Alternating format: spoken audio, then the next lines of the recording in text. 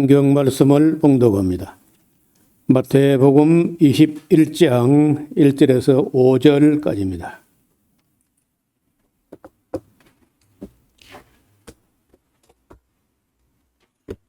저희가 예루살렘에 가까이 와서 감람산 벳박에 이르렀을 때 예수께서 두 제자를 보내시며 이르시되 너희 맞은편 마을로 가라.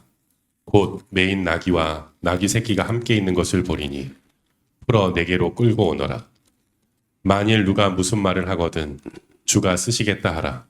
그리하면 즉시 보내리라 하시니 이는 선지자로 하신 말씀을 이루려 하심이라 일렀으되 시온 딸에게 이르기를 내 왕이 내게 임하나니 그는 겸손하여 나귀 곧 멍에 매는 짐승의 새끼를 탔도다 하라 하였느니라. 마태복음 21장에는 그 유명한 사건인데 요즘 우리가 지킨 데라 없는 종려주일. 원래 이제 종려주일이란 건 없다가 후대에 가서 이것이 기독교 문화로 교회력에 들어올 정도로 인식이 넓어졌습니다. 이제 여리고를 지난번에 통과했지 않습니까? 여리고에서 바디메오 하고 또 한 사람의 시각장애인을 고쳐주시고 그리고는 그 앞서서 또 세리장사 개우도 만나시고 그리고 이제 예루살렘까지 올라가려면요 꼬박 하루길 올라가야 돼요. 그러니까 뭐 높이는 한 1000m 올라가지만은 그렇게 뭐 아주 가파른 그런 길은 아니고 완만한 경사길로 한참 그래 올라가게 됩니다. 그 예루살렘 다 와갔을 때 거기가 이제 벳박에라는 말은 무화과의 집이라. 모르겠어 이제 거기 여리고 쪽에서 올라오는 사람들이 한참 올라왔으면은 흙이 지고 목마르고 뭐 배고프고 그 고갯마루에 가면은 뭐 음식점이 있든지 주막이 있든지 뭐 그런 게 있었을 것 같아요. 그래서 거기 아마 항상 무화과를 내놓고 팔고 그렇게 해서 아마 그 벳박에 무화과의 집이라 하는 별명이 붙었을 것 같아요. 그 벳박에에 이랬을 때에 예수께서 두 제자, 그 두 제자가 누군지는 뭐 확실하지 않은데 어쩌면 또 뭐 베드로, 요한 이렇게 보내지 않았을까?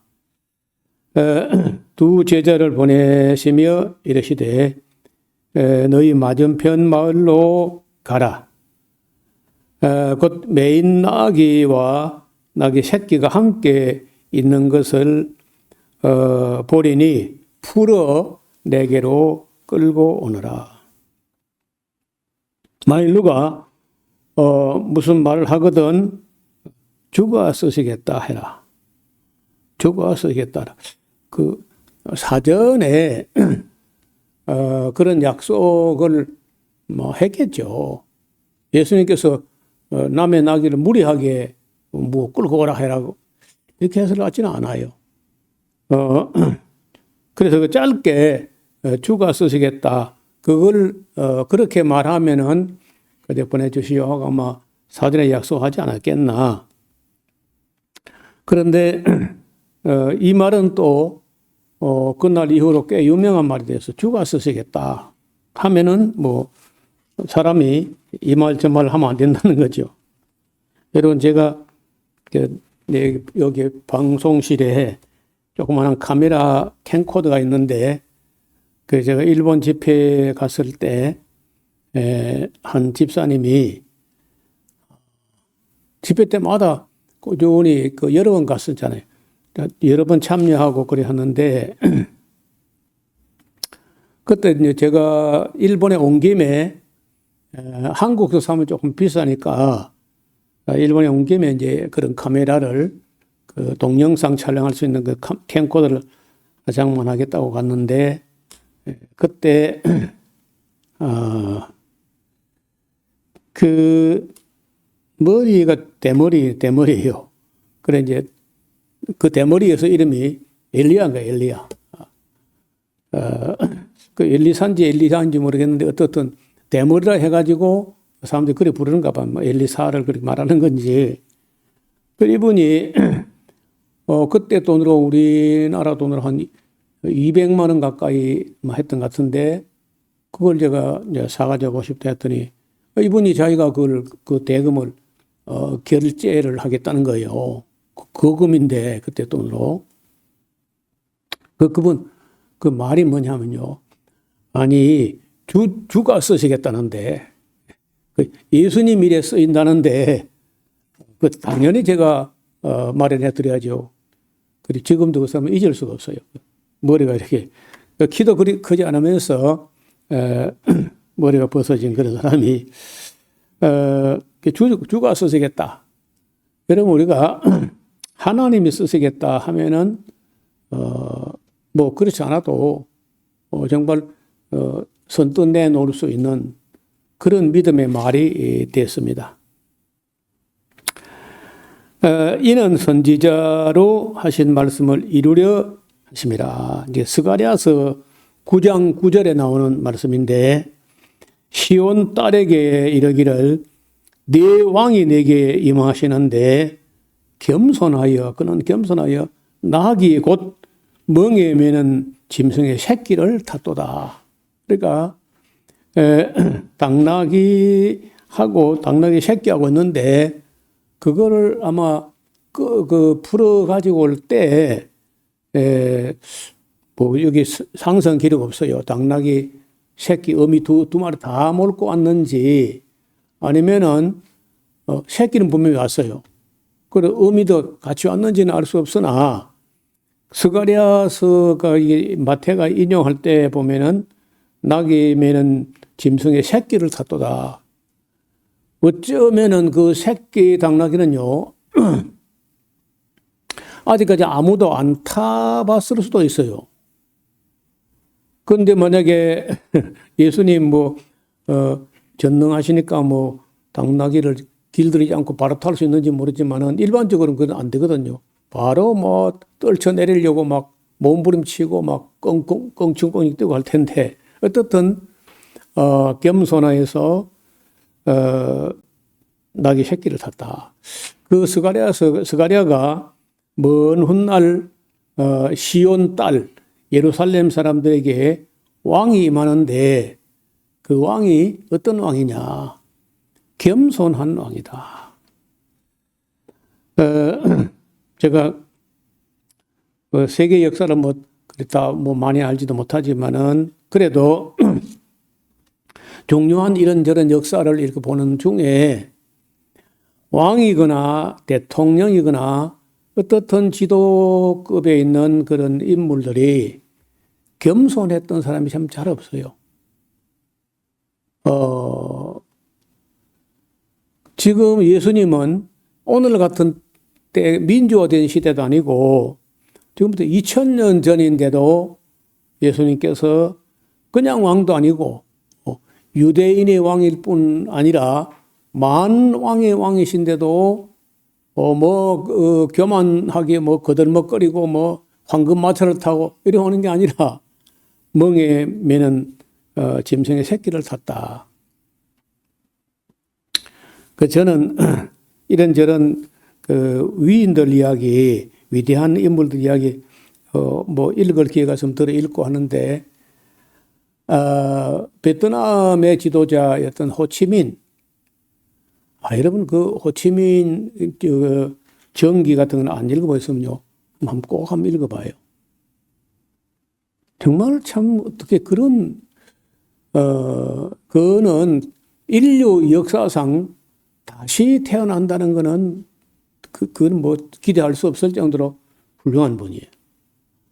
이런 미군들이 베트남에서 그 호치민 상대로 얼마나 오래 싸웠습니까? 한 10년 가까이 싸웠는데 그 호치민하고 싸워놓고도 호치민에게 자기 전우들 그렇게 많이 잃고도 미군 중에 호치민을 존경하지 않는 사람이 없을 정도로 훌륭한 사람인 거예요. 그건 놀랍지 않습니까? 적군에게 어떻게 존경받아요? 그분이 그 한 일 중에 잊을 수 없는 게 젊은이들을, 엘리트들을 전쟁터에 내보내는 거, 그걸 용납 못 하겠다는 거예요. 여러분, 어떻게 그런 생각을 했을까? 그리고 베트남에 정말 머리 좋고 훌륭한 그런 엘리트들은 너희는 전쟁에 죽으면 안 되겠더라. 너희들이 살아 있어야 이 나라의 미래를 책임질 거 아니야. 너희는 해외에 가서 공부하고 유학하고 준비해가지고 통일은, 이 베트남 조국 해방과 통일은 우리가, 우리 늙은 세대가 다 이루어 놓을 테니까. 그렇게 되거든. 전쟁 끝난 후에 너희들은 공부하고 피해 있다가 이 나라 와서 짊어지고 가라.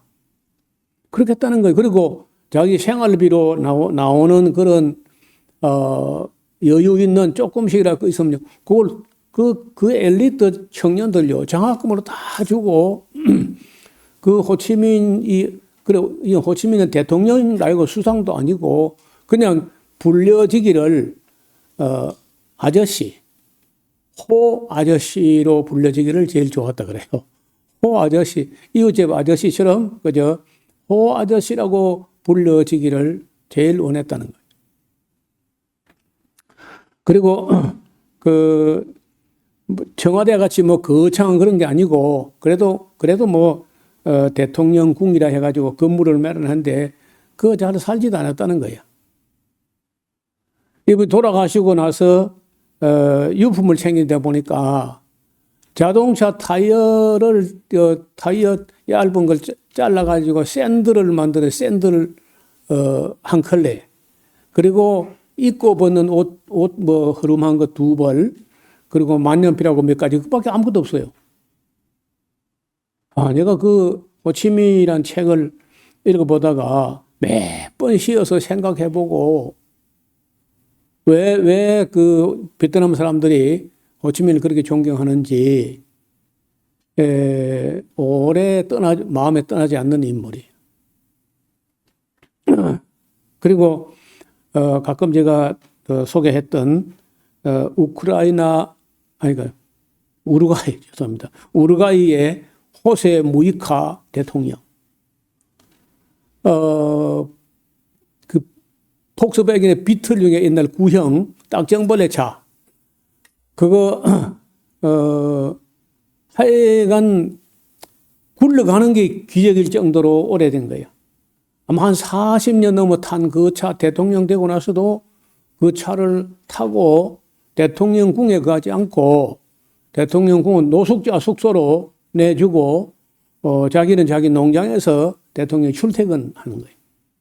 그리고 대통령 봉급 나오는 거 거의 다 떨어서 기부금으로 다 내고 그러 살았어요. 참 그분은 뭐 키도 짝달막하고 그런데 그건 뭐 평가가 안 돼요. 누가 감히 그 호세 무이카 대통령을 평가를 못할 정도의 그야말로 성자도 그런 성자가 없어. 아마 제가 또 한 분을 보면 아마도 넬슨 만델라, 남아프리카 공화국의 넬슨 만델라 같은 그 참 민주화의 기수이기도 하고, 그 영국의 압제 아래서 조국을 해방시키고 그 아프리카 원주민 출신으로 그 대통령이 되어가지고 이분이 영국 그 백인들이 그 흑인들에게, 흑인도 아니죠, 그 유색인종들에게 얼마나 악하게 한 거, 그거 다 용서하자. 그리고 화해하자. 그러나 진실은 규명해야지.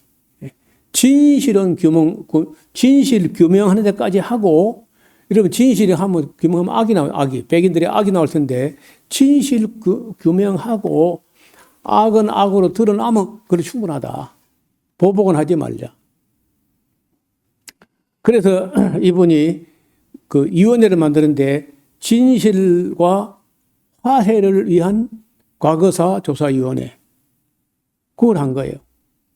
이런 그 사람은 그걸 본따 가지고 그대로 본받아서 노무현 대통령이 진실과 화해를 위한 과거사 조사위원회를 만든 거예요. 그 뿌리가 넬슨 만델라에서 나온 거예요. 여러분, 그거 어떻게 가능해요? 여러분, 다 진실을 조사하면 그 악이 드러나는 데까지만 하고 악이 드러나서면 됐지. 그걸 보복하게 되면 더 큰 악이 또 돌아온다. 그렇게 한 거거든요. 이 만델라가. 또 한 번 더 하자면 이제 이 인도의 마하트마 간디, 그 영국 사람들의 악을 다 용서하고 비폭력으로 저항을 하되 끝까지 비폭력으로 그 물레를 돌리면서 그 나라를 사랑하고 민족을 사랑하고 그 비폭력이 이기잖아요. 그 인류 역사에 이렇게 든 손 꼽을 만한 정말 겸손하고 진실하고 성실한 그런 분이 그렇게 한 5명 나오기 어려운 거예요.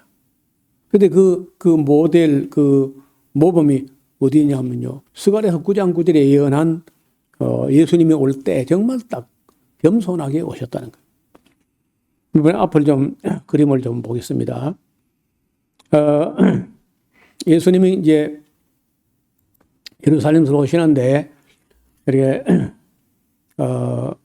낙이 너무 큰 것 같아요. 이렇게 크면 낙이 색치가 아니고 의미도 이만하게 어려울 텐데 그림을 너무 크게 그린 것 같아요. 여기 좀 이 그림이 조금 아쉬운 게 있는데 종려나무 가지가 너무 작아요. 1개, 여기 2개, 요 3개, 요것도 있긴 합니다만은 이런 가지를 막 그래 꺾어들고 이건 이제 승리를 상징하기도 하고 그 다음에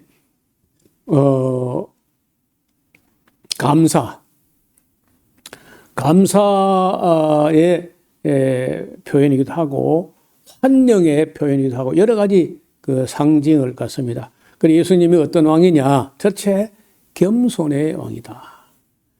둘째, 평화의 왕이다. 그러니까 평화의 왕이니까 전쟁터에 가는 말을 타고 들어온 게 아니잖아요. 겸손의 왕이면서 평화의 왕이란 말이 바로 당나귀가 바로 그런 상징이죠. 그 다음에 구원의 왕이다. 그 구원은 나중에 이제 마태가 우리에게 소개한 대로 그 자기 백성을 자기 죄에서 구원하시는 그 구원하는데 자기 힘으로 누구를 죽여서 구원하는 게 아니라 자기가 죽어서 그 백성의 죄를 속함으로 구원하시는 그런 왕으로 오셨다. 그 다음에 검소한 그런 왕이셨다. 그 호세 무이카 얘기를 했고 또 호치민 이야기도 했는데 그렇게 검소하게 전혀 사치나 허례 허식이나 그런 거 없이 그래서 예수님께서 이 정도 좋은 옷이라도 입었는지 잘 모르겠는데 이렇게 오신 거예요. 근데 이때 여기 모여든 사람들, 이 예수님께서 예루살렘에 입성하실 때 이때가 이제 이 주일날 입성하시고 그리고 월요일, 화요일 예루살렘에서 예수님 왔다 하니까 이제 예수님께 따져보고 싶은 사람이 많아요. 유대교 학자들 이런 사람들하고 한 주간 내 어떤 논쟁에 시달리게 되는데 일일이 다 대답을 하시고 또 그 틈에서도 병자 환자가 있으면 고쳐주시고 그리고 아마 그 베다니에 마리아 마르다 나사로 집에 가서 하룻밤 주무신 것 같고요. 그리고 목요일 저녁에 이제 최후의 만찬을 드시고 금요일날 십자가에 못 박히시고 토요일날 안식하셨다가 주일 아침에 부활하는 그 여정의 한 주간인 거예요. 한 주간 그 처음에 뭐로 시작하느냐? 종려주일로 당나귀 타고 백성들의 환영을 받으면서 예루살렘 입성하는 걸로 시작하는데 여기 환영하는 사람들이 제가 보기로 이 사람들이요, 대부분은 예루살렘 사람들이 아닐 겁니다. 예루살렘 사람들보다는 전부 먼 데서 찾아온 사람들이에요. 자, 이 조금 그림을 좀 보겠습니다. 어디서 오느냐 하면요, 요거는 이제 나중에 우리가 사도행전 가서 사도행전 2장에서 볼 텐데, 이 사도행전 2장은 이 종려주일 입성으로부터 55일 후에 있었던 일이거든요. 오순절은. 그러니까 나중에 그 오순절까지 남아 있었던 사람들 이야기만 해도 제일 먼 데가 파르티아, 우리 성경 바데, 그 다음에 메데, 바데, 파르티아, 메디아, 메소포타미아, 엘람, 가파도기아, 폰투스, 비두니아, 부르기아, 아시아, 밤빌리아, 로마, 그레데, 리비아, 애굽, 아라비아, 유대까지 하면은 16개, 유대를 빼면은 15개, 이 먼 데서, 뭐, 밝혀진 것만 이렇고, 이 외에 다른 데서도 많이 온 거예요. 그 왜 그렇게 많이 왔느냐? 3년 전부터, 오고 가는 여행객이나 카라반, 대상들, 이런 사람들을 통해 가지고 유대 땅에 메시아가 나타났다는 거예요. 그 얘기는 세례 요한 이야기로부터 이어지면서 세례 요한 이야기도 퍼져나가고 그 뒤에 예수님 이야기까지 막 이렇게 퍼져나가니까 한 3년간 그 이야기가 퍼져나가니까 온 세계 다 퍼졌지, 이제.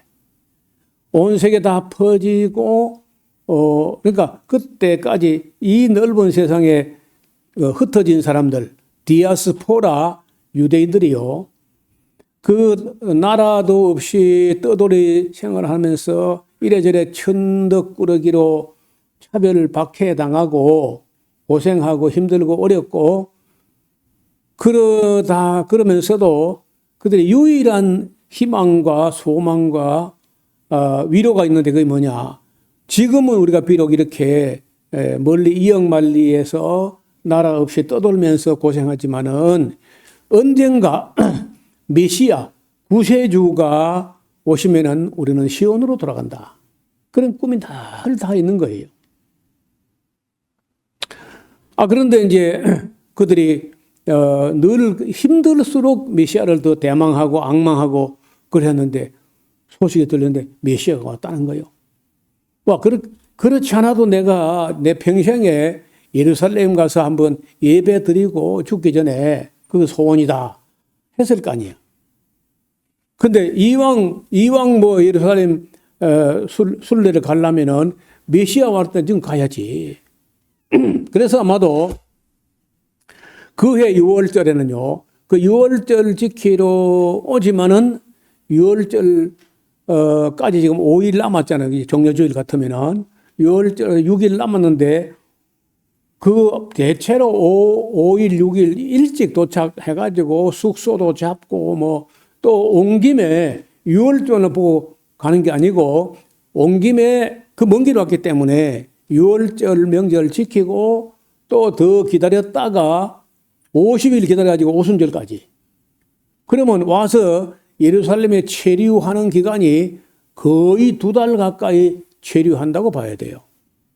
여러분 2달 다른 나라, 다른 도시, 타향에 가서 한 2달간 체류하려면요, 그 경비가 많이 나잖아요.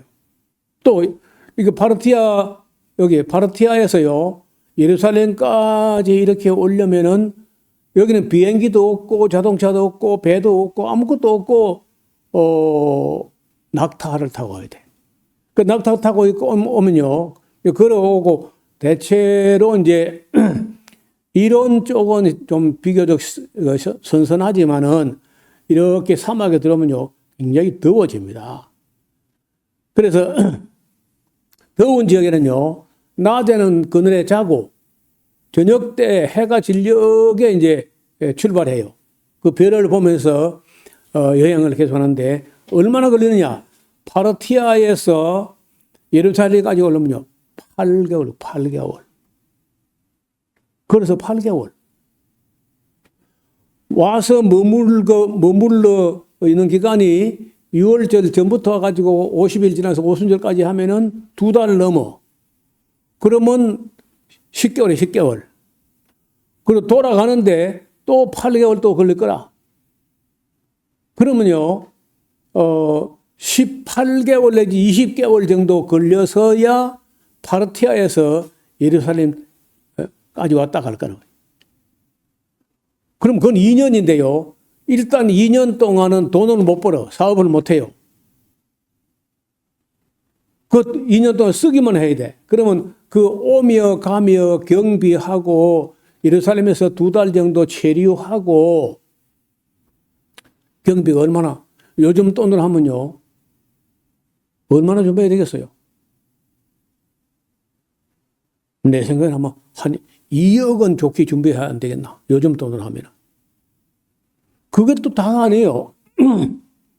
그게 혼자 낙타 한 마리 타고 가면 안 되는 게 짐도 실어야 돼. 그 먼 길 가는데 짐도 실어야 되고 또 2마리 가져가도 그것도 위험한 게 낙타 한 마리 병들어 보면 어떡해? 주저앉거나. 그러니까 한 사람이 움직이는데 낙타가 2마리, 3마리 정도 해야 돼. 준비를. 그것뿐만 아닙니다. 혼자 가다가 강도 당하면요. 천국을 바로 가버려. 예루살렘 못 가고.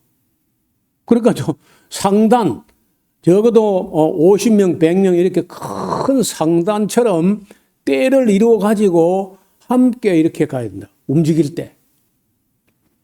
그러니까 지금 종려주일에 아까 우리가 본 이 사람들, 예루살렘 사람들도 혹 있을지 몰라도요.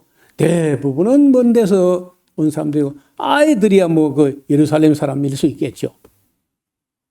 그러니까 우리가 성경을 그냥 밋밋하게 읽어가면 그냥 읽어지지만은 이때 모여왔던 천하 각국으로부터 지금은 여기는 안 보이는데 여기 이제 마태복음 20일째는 안 보이는데 그 나중에 50일 후에 오순절에 그 예루살렘에 왔던 사람들 이야기를 하는데 보니까 천하 각국으로부터 경건한 유대인들이 성지순례 왔다는 거예요. 그래서 얼마나 오냐 하면요. 90만 명, 100만 명이 와. 천하 각국으로부터. 그 예루살렘에 평소에 살던 사람은 8만 명에서 10만 명 정도이고 외국에서 천하 각국으로부터 모여온 사람들이 100만 명 정도 온다는 거예요. 여러분 나중에 이제 AD 70년에 예루살렘이 멸망당할 때 그때도 6월절인데 천하 각국으로부터 모여가지고 110만 명이 예루살렘에 6월절 지게 모여들었을 때 로마가 에워싸버린 거예요. 그래서 100만 명이죠. 100만 명이요. 굶어 다 죽어. 굶어서. 그래서 지금 우리가 뭐 경비 좀 준비해가지고 글쎄 뭐 우리가 요즘 가려면은 한 열흘 정도 가려면 한 300만 원, 400만 원 정도 하면은 그저 간단하게 한 열흘 정도 성지순례 갔다 올 수 있어요. 예루살렘에. 그런데 그때 2000년 전에 예수님 종려주일에 입성할 때 모여들었던 사람들을 생각하면요. 그 눈물 나는 얘기입니다. 그 간단한 얘기가 아닌 거예요. 이 먼 데서 다 모여온 거예요. 다 걸어서. 그래서 제가 계산을 해보니까 파르티아, 바데인과 할 때 바데는 8개월쯤 걸리고 메데는 5개월, 엘람은 4개월, 메소포타미아 한 3개월, 가파도기아 한 3개월, 폰투스, 본도 4개월, 아시아 100길로 오는데 한 2개월, 부르기아 육로로 한 2개월, 3개월, 밤빌리아 배로 오기 때문에 한 1개월, 애굽에서 오면 1개월 정도, 구레네에서 한 2개월 정도, 리비아 한 2개월 정도, 로마에서 100길로 오는데 한 2개월 정도, 그레데에서 오면 한 1개월 정도, 아라비아 육로로 한 1개월. 그러니까 한 달 안에 올 만한 데는 많지 않아요. 한 달 걸려도 가는데 한 달 오는데 2달이고, 예루살렘에서 머무는 또 2달이고, 그러면 또 4개월, 5개월인 거야. 그래서 한 달 걸려서 오는 거리라 할지라도 막대한 경비를 준비하고 낙타도 2마리, 3마리 준비하고 또 뭐 한두 사람 오다가 강도다면 안 되니까 때를 이루고 굉장한 준비를 해가지고 왔다는 거예요. 그러면 그들이 그렇게 사모하는 마음으로 메시아가 왔다고 해서 특별히 더 뭐 내년이나 내후년이나 가려고 마음 먹었던 사람들도 메시아 왔다고 하니까 2차 판에 가야지 하면서 왔을 거 아니에요. 그런데 아니 왕이 입성한다 해서 나가봤는데요. 왕의 입성식은 너무 초라한 거예요. 아마 좀 이거는 그래도 누가 그림을 잘 그려가지고 뭐 근사해 보이는데 아시는 대로 예수님 삐쩍 말라가지고 마른 땅에서 온 줄기 같아서 그 모양도 풍채도 없고 흠모할 만한 아름다운 것이 없었다는 거예요. 그리고 보니까 그 고관 대작들이 뭐 환영하는 그런 것도 없고 아이들하고 여자들하고 뭐 호산나하고 뭐 과미르고 뭐 이런 거야. 그래서 아마도 내가 먼 데서 왔던 사람들은 예루살렘에 입성하는 모습을 보고 겸손한 임금이고 뭐 검소한 분이고 평화의 임금 이리 생각한 아니고 아마도 적 봐서 기대했던 것보다 너무 초라하다. 좀 그렇다. 뭐 그렇게 느꼈을 것 같아요. 그렇게 느꼈을 뿐 아니라 아시는 대로 그 주간의 금요일에 그 메시아가 맞아 죽었다네. 십자가에 매달 죽었대. 그래 사람들이 또 막 웅성웅성 해가지고 그래 어째 좀 시원찮아 보이더라. 메시아가 뭐 그래 뭐 우리가 그런 메시아를 바라고 여기까지 왔단 말인가 하고 사람들 그게 그 정통한 소식이 있는 것도 아니고 신문이나 뭐 인터넷이나 방송이나 뭐 있는 것도 아니고 아무것도 없는 때에 눈으로 본 대로 판단될 거 아니야. 눈으로 본 대로. 그 눈으로 본 대로 판단을 할 때 같으면은 초라한 거야. 그리고 금요일 날 그래 메시아가 또 뭐 체포돼 가지고 실컷 두들겨 맞고 십자가 못 박혀 죽었다네. 그럼 우리가 그 소문들에게 다 헛소문인가? 우리가 쏘은 거야? 그러니까 소문이라고 다 믿으면 안 돼. 뭐 하고 막 낙심천만하고 그래도 이제 그날이 금요일이고 바로 뭐 해 떨어지면 안식일이기 때문에 꼼짝 못해요. 꼼짝 못하는데 안식일은 그냥 뭐 쥐죽은 듯이 조용히 있다가 안식구 첫날에 아신대로 예수님 또 부활하시잖아요. 그러니까 그 소식이 와전돼 나가지고 뭐 일단 시신이 없어졌다. 그러니까 뭐 누가 훔쳐갔겠지 뭐 또. 아니야 살아났대. 죽었으면 봐야지 사람이 뭘 살아나.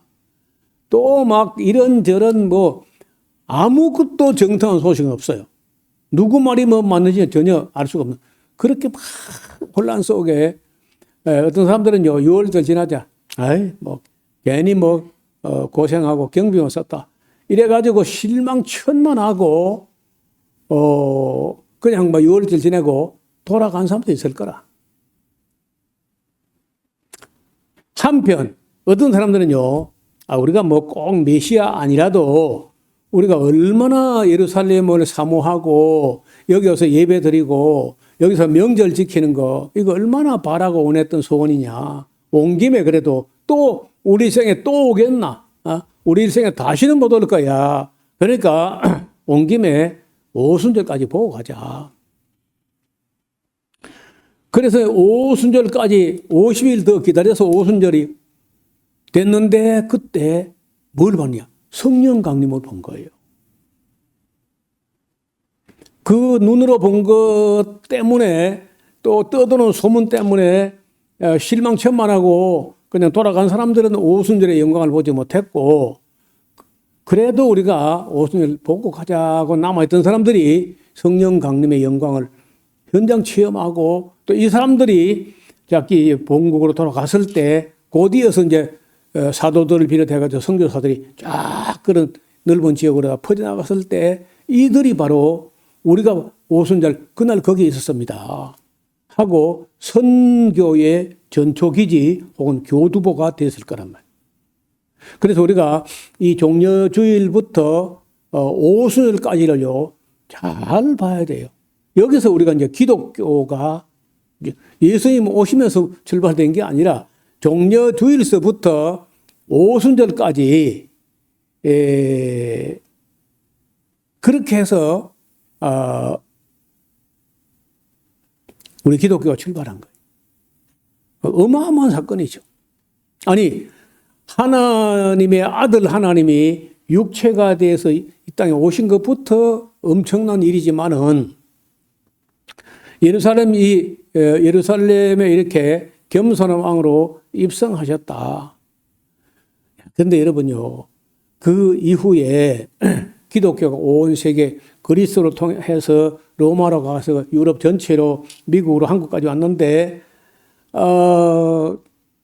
그 기독교 문화권이 확장되고 해도 어느 나라 어느 임금이 나도 예수님 만왕의 왕이시라 또 그렇게 겸손하셨는데 내가 일개 한 나라의 왕이 돼가지고 교만하면 되겠나 하고 나도 예수님처럼 겸손한 왕이 되겠다.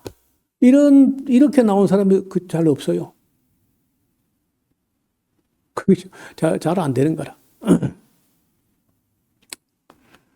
요즘 제가 그 트럼프가 하는 거라든지 이스라엘 지금 수상이 하는 거라든지 이런 못된 짓을 보면서 평화의 왕, 겸손의 왕, 구원의 왕, 파괴가 아니고 구원의 왕, 그리고 검소한 왕, 얼마나 사모치도록 놀랍고 또 이런 지도자가 그리운 일인지 너무 생각이 나는 거예요. 종려주일에 나귀를 타고 입성하신 예수님을 생각할 수밖에 없습니다. 종려나무에 대해서 자꾸 말씀을 드리면은 시편 91편 12절에 의인은 종려나무 같이 번성하며 그런 식구가 있어요. 레바논에 백향목 같이 발육하리로다. 그러니까 이게 종려나무를 보면요, 기상이 탁 이렇게 생겼는데 참 꿋꿋합니다. 종려나무 치고 올곧게 서 있지 않은 나무 잘 없어요. 항상 이게 곧게 서 있습니다. 그리고 얼마나 생명력이 강하냐. 가무르고 또 떼약 빼치고 우리나라 웬만한 나무는 다 말라 죽을 그런 환경인데도 꿋꿋하게 살아내는 거예요. 그래서 특히 여리고에 가면은요, 여리고에서 조금 이제 북쪽으로 올라가다 보면은 길 양쪽에 막 이 종려나무 밭이 늘어져 있는데 그리고 우리가 종려나무 열매를 대추야자라 그러는데 그 대추야자를 살 때 되게 여리고 가서 삽니다. 그 값도 싸고 맛도 있고 참. 그 우리나라 사람들이 그걸 대추야자라고 이렇게 이름을 지었는데 내가 먹어볼 때 대추하고 꽃감하고 한테 붙은 것 같아요. 대추하고 꽃감을 합해, 대추만 해도 맛이고 꽃감도 맛인데 그 두 개 합해봐. 그렇게 마시고 그냥 꿀이야 꿀. 어떤 학자들은 젓과 꿀이 석청이 아니고 속청이나 목청이나 양봉하는 꿀이 아니고 바로 이 종려나무 열매를 꿀이라고 하지 않았을까 이렇게 주장하고 우기는 그런 학자도 있어요. 그게 정말 꿀맛이니까. 여러분 이따 열매 좀 다녀봐요. 한 심은 지 한 10년 정도 되면은 이렇게 달리는데 이렇게 많이 달리면요 100kg.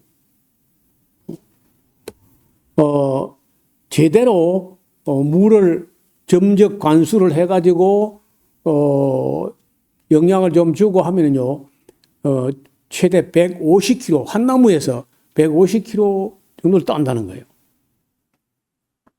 그리고 색깔도 약간 다르고 굵기도 다르고 모양도 다르고 맛도 약간 다른데 어쩌면은요 이스라엘 백성들이 그 국민성이 끈질기고 억척 같고 척박한 땅에서도 살아내고 하는 게 이 종려나무 같지 않느냐. 더위와 가뭄을 넉넉히 이겨내는, 그리고 수명도요 기본이 100년이야. 100년에서 잘 환경이 괜찮은 150년 혹은 오래 산 거는 200년 산 나무도 있다는 거예요. 더 놀라운 것은요, 어떤 건물이 무너진 지 2000년이 됐대요. 그 건물 무너진 잔해를 치우다가 종려나무 씨앗이 나왔어. 야, 이게 언제 거야? 하고 보니까 2000년 전에 거야. 이거 지금 안에 생명력이 있을까? 발화할까? 하고 땅에 심었더니 2000년 됐는데 발화한 거야. 싹이 나와가지고 순이 나온 거예요. 그래 그 나무 이름을 짓기로 무드셀라 나무라고. 특히 2000년 그 연꽃 씨앗이 연꽃 시궁창 속에 처박혀 있던 게 1000년이 넘은 건데 꺼내가 심었더니 싹이 났다, 뭐 그런 말도 제가 들은 적이 있어요. 이렇게 심어가지고 10년에서 15년 되면 이제 그 열매를 따게 되는데, 뭐 100kg 정도가, 한 나무에서 100kg 정도가 기본이고, 잘 가꾸면 150kg까지도 딴다는 거예요. 열매와 잎과 나무를 다 활용하고 아낌없이 주는 나무로 유명합니다. 이거는 승리, 이겼을 때, 그러니까 그 마카비우스 독립군 대장이 아시리아 군대를 몰아내고 성전을 정결했던 그 날에 사람들이 종려나무를 가지고 승리를 축하할 때 이 가지를 흔들었다, 그런 말이에요. 그래서 승리를 상징하고 번영을 뜻하며 기쁨과 영광과 감사의 표시로 이 가지를 흔들어 댄다는 거예요. 여러분, 이스라엘 나라에 가면요, 그 이스라엘 나라 사람들이 아끼고 사랑하고 나라를 상징한다시피 할 정도로 소중히 여긴 나무가 있는, 첫째가 올리브 나무예요. 전시만신의 올리브 나무예요. 우리나라 소나무만큼 많아요. 올리브 나무. 그 사람들은요, 우리는 김치 없이 못 살듯이 그 사람들은 그 올리브 열매를 씨를 빼버리고 약간 간간하게 피클처럼 담아가지고 그거 없으면 뭐 음식을 못 먹어요. 그럼 항상 1년 내에 있어야 돼. 그 다음에 올리브 기름. 그 다음에 무화과. 여러분, 무화과가 우리나라는요, 글쎄, 우리나라도 뭐, 무화과 조금만 따뜻하면 되는데, 한국은 뭐, 벌이도 많고 병도 많고 좀 그래요. 엄청, 그 무화과는 우리나라처럼 작은 나무가 아니고 막, 이 아람들이 있어, 이렇게. 길가에 있어가지고 막, 그거, 배고픈 사람은 그거 따먹으면 막, 실컷 먹고 그냥 갈 수 있어요. 그 다음에 석류. 이스라엘 사람들은 석류를 또 되게 좋아하고, 석류 알을 이렇게 요래돼 있잖아요. 이거 딱 깨면은, 보석 같은 알맹이가 와르르 쏟아지는데, 누가 그걸 세보니까요, 613개. 여러분, 율법에 5경 안에서 뭐뭐 하라 하는 게, 248개? 그리고 뭐뭐 하지 말라는 게 365개 해가지고 613개 뭐 이리 됐거든요. 그러니까 석류알을 누가 세봤더니 613개 알이 나오다는 거예요. 그래서 이거는 성경의 지혜의 열매다 해가지고 이걸 먹으면 613개 지혜가 신건진다 뭐 이런 미신 같은 소리를 하면서 석류를 되게 좋아해요. 우리나라 사람들은 시다고 뭐 잘 안 먹고 하는데 저는 그 이란 같은 데 갔을 때 길거리에서 그냥 바로 2개를 이따만한 2개를 짜면 한 컵이 나오는데 시기는 신데 저는 그렇게 맛있어요. 석류. 네, 그 다음에 종려나무, 또 이 유다인들이 좋아하는 나무가 요 살구나무예요. 저도 살구나무를 참 좋아하는데, 살구나무가, 이 살구나무는 그 과로 하면 아미그달린 과라고 하는데, 그 사람들은요, 매실도 아미그달린, 또 살구도 아미그달린 똑같아요. 그래서 그걸 같이 생각하는데, 저는 다른 품종이죠. 어떻든 유대인들의 살구는 참 좋아합니다. 이 살구나무는 겨울을 깨우는, 겨울 잠을 깨우는 그 봄의 전령같이 일찍 꽃을 피운다 해가지고 사랑을 받습니다. 그 다음에 포도나무. 예수님께서 나는 포도나무에 너는 가지다. 이렇게 이제 포도나무를 그렇게 또 좋아하고, 또 다른 나무가 있다고 하면 이제 그 오렌지 나무 같은 것도 있고, 그 상수리 나무. 그건 뭐 그렇게 사랑받는 나무는 아니라도 그래도 그늘이 좋다 해가지고 여러분 우리나라 상수리 나무처럼 엉성한 게 아니고 그쪽 상수리 나무는요 굉장히 단단하고 얼마나 가지가 촘촘하게 이게 뻗었는지 가지가 요만큼 해가지고 하늘이 안 보일 정도로 그늘이 두텁고 이렇게 해요. 사람들은 그 왜 그렇게 나무가 빨리 안 크느냐. 비가 와야 크는데 비는요 10월 달부터 오는 거야. 10월 달부터 와서 비가 와도 나무가 쬐그밖에 못 크고 막 바로 겨울이 와버려. 그러니까 못 크고 단단한 거야. 봄에도 좀 흘러가면 비가 안 와버려 또.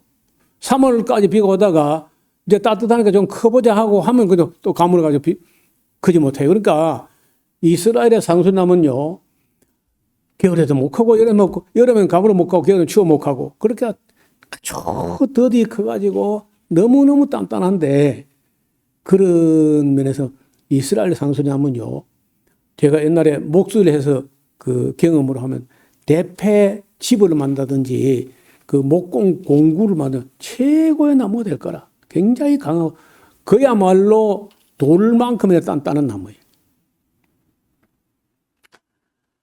그런 나무들이 이스라엘 민족의 사랑을 받습니다. 또 이스라엘의 그 붉은 아네모네가 우리도 작년에 피워봤잖아요. 밑에 너무 땅이 너무 투박하니까 뭐 잘 안 되는데 그 중에 가끔 보면요 빨간 게 있어. 빨간 거 진하게 빨간 게 있는데 빨간 아네모네를 그 이스라엘 사람들은 신부의 꽃이라 해가지고 그렇게 사랑합니다. 그리고 또 우리나라는 뭐 색깔이 여러 가지가 많은데 이스라엘은 빨간 게 많아요. 빨간 게 아네모네 중에 내가 보기로는 뭐 90%, 80%, 90% 과일 빨간 거예요. 그 다음에 이제 이스라엘 국민들이 사랑하는 꽃 중에는 백합. 백합을 특히 사랑하고 수선화도 이스라엘 사람들이 사랑하는. 그래서 이제 보통 이제 아가서 같은데 이런 꽃 이름들이 나오는데 그 민족이 사랑하긴 하니까 그래요. 그 중에 가장 대형수이고 유익하고 꿀이 흐른다 할 정도로 이스라엘 사랑을 받고 있는 나무가 이 종려나무라. 그래서 예수님께서 입성할 때 종려나무 가지를 꺾어들고 그 앞에서 가고 뒤에서 따르면서 호산나 주의 이름으로 오시니 여 이렇게 노래했다는 거죠. 여기 시편 118편 25절 29절을 읽어드리면 합니다. 25절 여호와여 구하옵나니 이제 구원하소서. 이 말이 호산나 하는 말이에요. 호산나 이제 구하옵나니 이제 구원하소서. 우리가 구하옵나니 이제 형통케 하소서. 여호와의 이름으로 오는 자가 복이 있으며 우리가 여호와의 집에서 너희를 축복하였도다. 여호와는 하나님이시라. 우리에게 비치셨으니 줄로 희생을 제단불에 맬지어다. 주는 나의 하나님이시라. 내가 주께 감사하리다. 주는 나의 하나님이시라. 내가 주를 높이리이다. 여호와께 감사하라. 그는 선하시며 그 인자심이 영원함이로다. 이 종려나무하고 종려나무는 시편 90편 12절 그리고 이제 구원하소서는 이 스가랴의 예언을 따라서 메시아가 구세주가 겸손한 임금으로 들어오실 때 그들이 노래하기를 호산나 주의 이름으로 오시는 이여 했다는데 이 시편은 118편에 있습니다. 오늘은 여기까지만 말씀드리고 시간이 많이 가서 그 뒷부분들 예수님께서 이제 그 길로 왕궁으로 가지 않았어요. 왕궁으로 왕이면 왕궁으로 가야 될 거 아니야. 근데 거기 왕이 있는데 왕이 누구냐? 헤로드 왕이잖아요. 그래 가면 이제 왕하고 싸워야 돼. 그렇게 가지 않고 왕궁으로 가지 않고 성전으로 갔다는 거예요. 성전으로. 그 성전에 가서 무슨 일을 하셨는지를 읽어오시면은 다음 시간에 같이 나누겠습니다. 21장 10절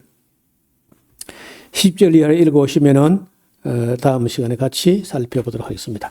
하나님 아버지, 오늘은 우리에게 겸손한 임금으로 또 당나귀를 타시고 온유하고 구원을 베풀며 검소하신 왕으로 그렇게 입성하시는 모습을 함께 보았습니다.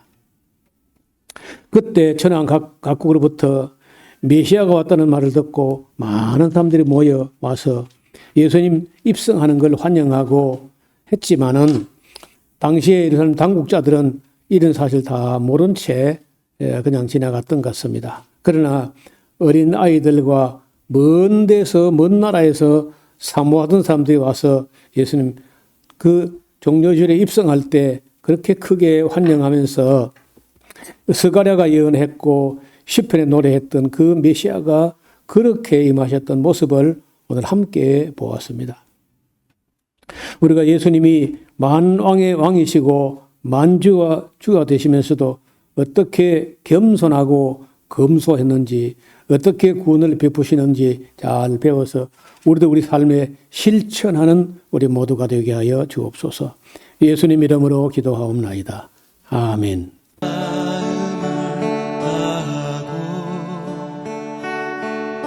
성품을 다하고 힘을 다하여서 여호와를 사랑하라. 내게 준 계명을 마음에 새기고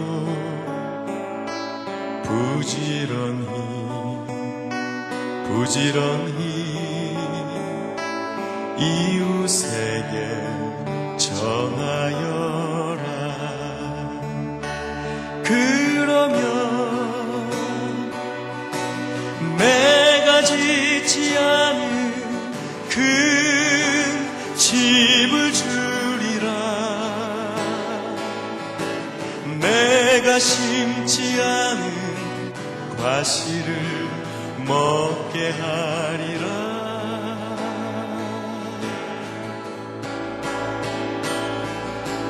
그러나 한 가지 잊지는 말아라. 죄인 된 우리를 구원하신 여호와